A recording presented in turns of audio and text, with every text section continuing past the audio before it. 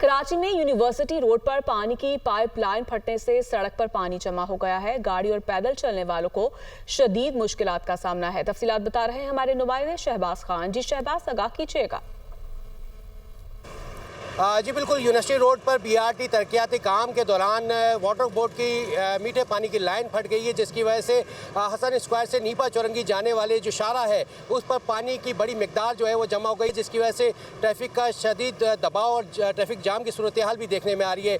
इस वक्त UC8 गुलशन इकबाल के चेयरमैन हमारे साथ मौजूद है, उनसे मजीद इस हवाले से जानते हैं कि कब से ये लाइन फटी। एवरेज की लाइन है जो 33 इंच की लाइन है, खुशहाल पाकिस्तान के तहत डाली थी। अजीज़ बट्टी पार्क से ये आते हैं और क्रॉस करती है रोड ये। और यह है कि यहाँ पर हज़ारों आदमी जो है इस वक्त रुल रहे हैं।